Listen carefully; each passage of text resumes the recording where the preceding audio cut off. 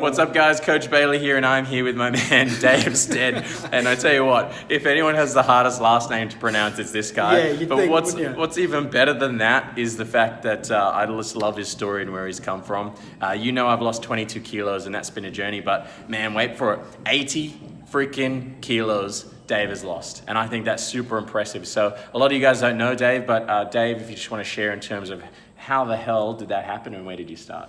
Cool. So, started at my heaviest at around about 155 kilos, and that was growing up through high school.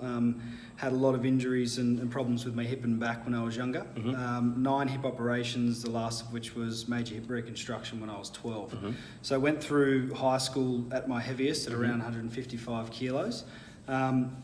And yeah, life at 155 kilos is rough, and there's only so much you can do, and you can only put up with that for so long before you realise that something's got to give and you've got to make a change. So absolutely, not just the weight factor, but also obviously the mental side of things that goes along with being that heavy, and the confidence that I lacked growing up, and just affected every aspect of my life. So I realised that I needed to make a change. Yeah, absolutely. And look, 80 kilos, that's a massive task. I mean, I'm not good at maths, but that's at least 3.8 times more than me.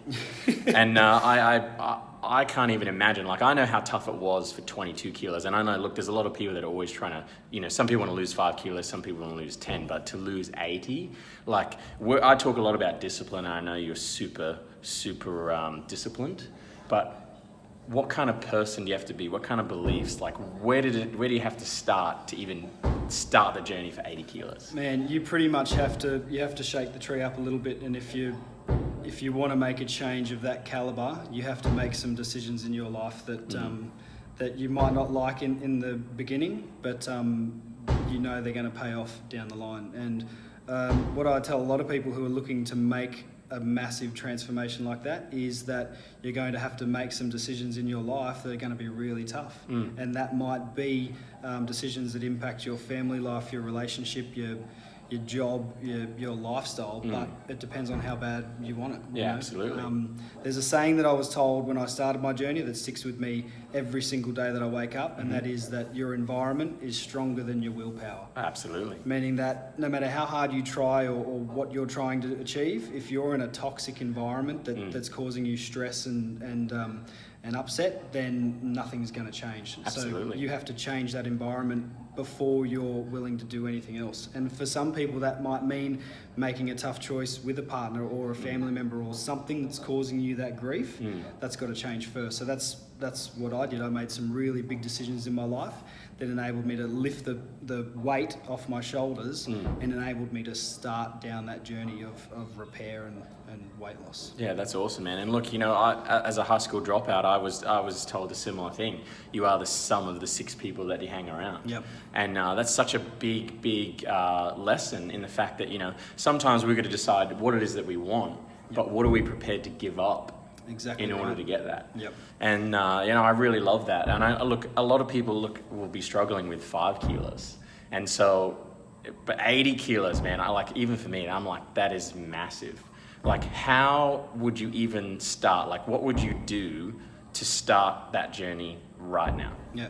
The first thing you have to do is figure out exactly what you can do at that size, and for everyone, the process is the same, but when you're that big, walking down the street is an effort. It's a max effort workout. It's like doing an obstacle race now, going pedal to the metal, but figuring out what your limitations are, working within those, and injury is another big thing. When you're that big, you're more prone to injuries as well. So trying to make the change and make the start without causing further injury or sickness to yourself is also another major factor. So in the interim, I would suggest seeking medical advice and getting yourself checked out to see where you're at, if you've got injuries, and how you're moving with your mobility, and then seeking help through a personal trainer or finding a routine or a rhythm that suits you that is going to be sustainable. Yeah, because if you're 155 kilos, I don't know too many people who can go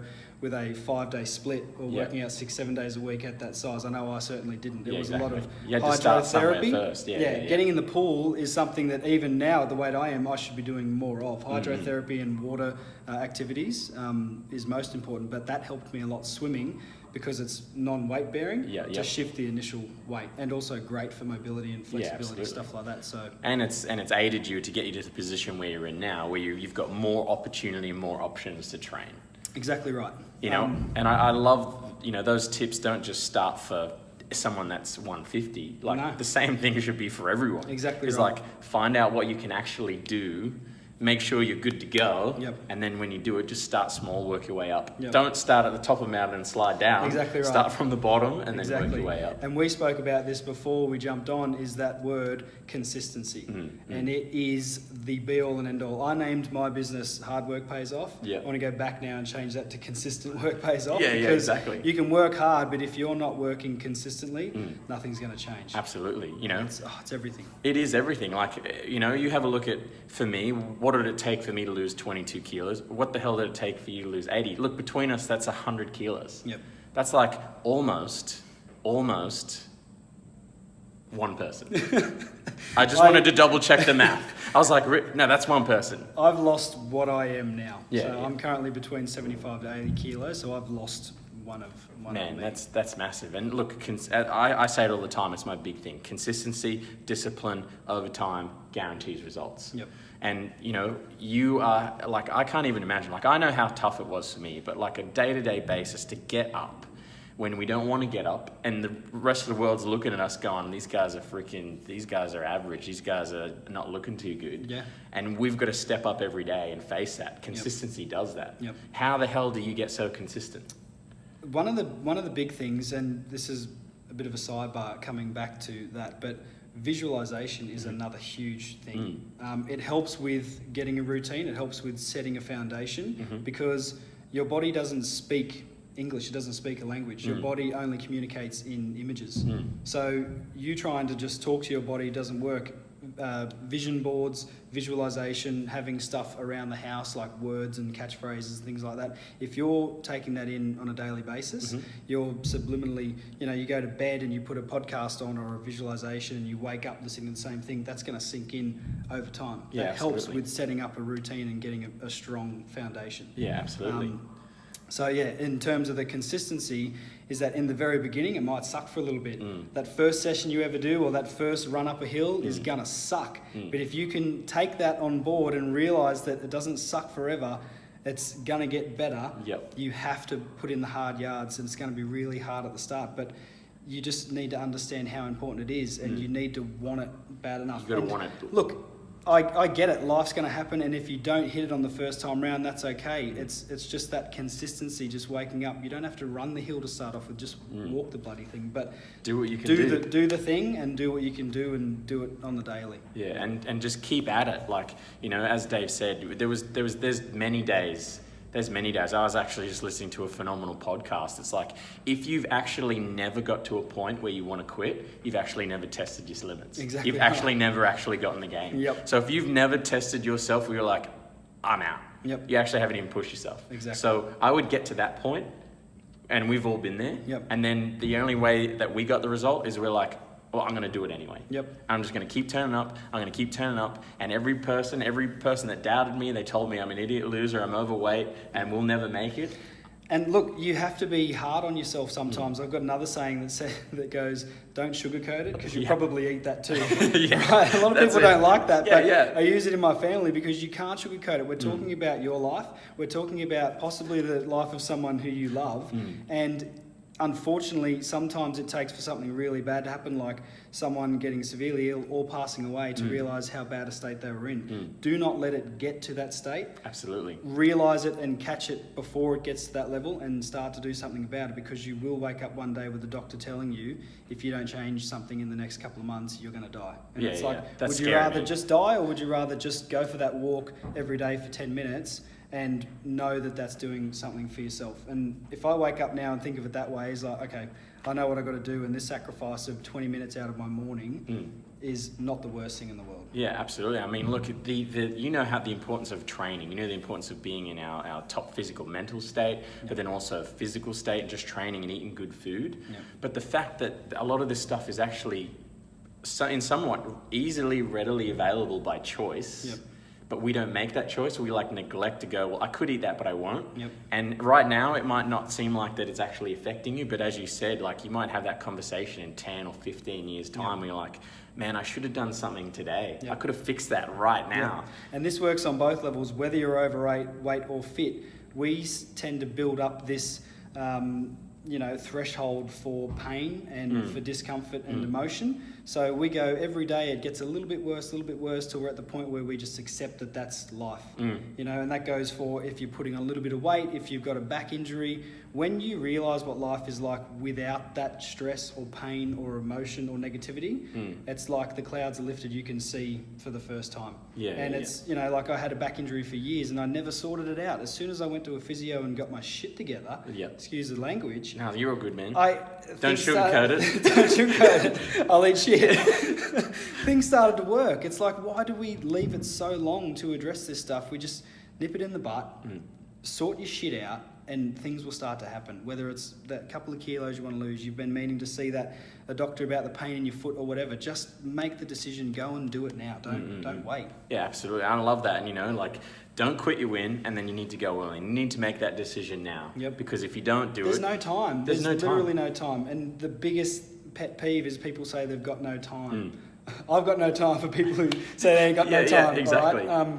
There is no such thing as no time because it's just how bad you want it. I know, and I've met and spoken with single parents, with people who are 60, 70, 80 years old who prioritise getting up and doing some form of movement every morning before they start their day. Yep. And then I've known people who have 1 kid, 2 kids, who say they're too busy.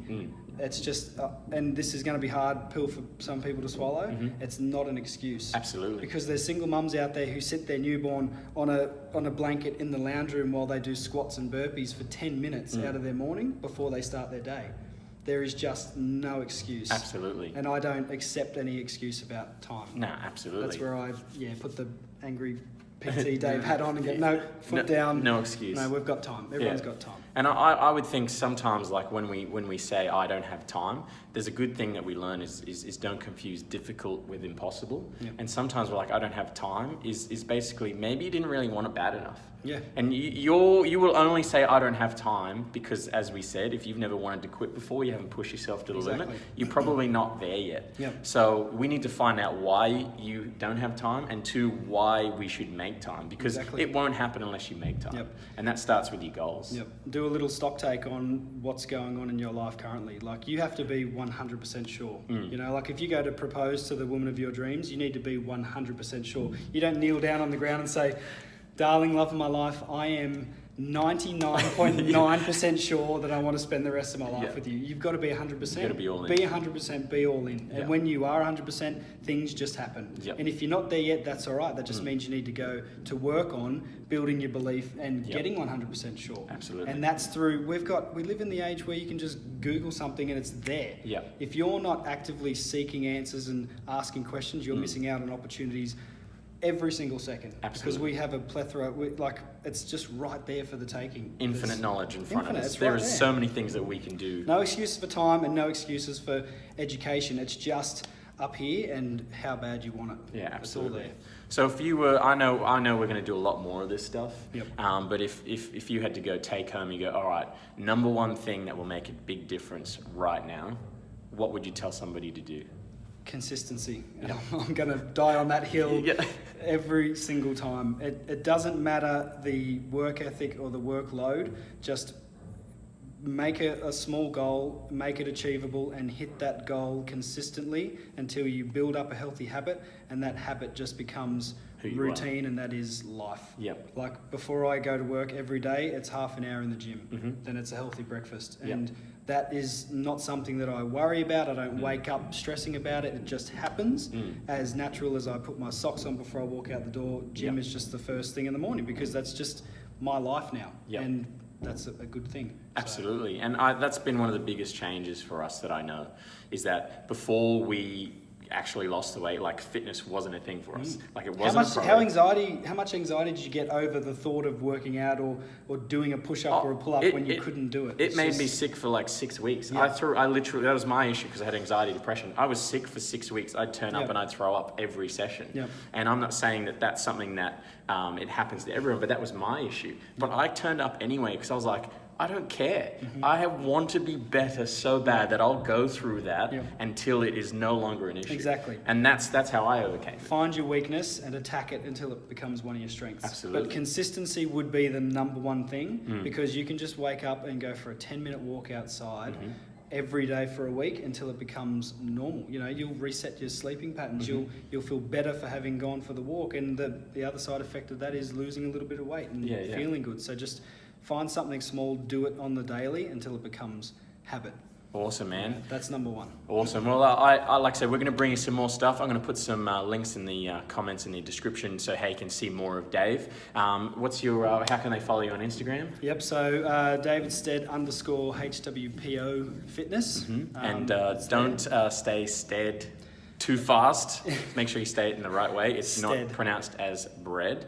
No, it's stead. pronounced as head and bread. Head and bread. Not steed. And don't eat that. Yeah. Awesome, guys. Well, hey, Coach Bailey and my man Dave and I, we are super grateful that you guys can tune in. We're going to give you more information. We're going to give you more stuff. But the key take home is do whatever you can do right now. And then 2, make sure you write down your goals. Be consistent. Consistency is the key over time, and we promise you it will guarantee results. It'll happen. Back yourselves, and we'll see you guys in the next one. Awesome to catch you, man. Thank you. We'll see you guys in the next one. Make sure you check Bread out. Thanks, man.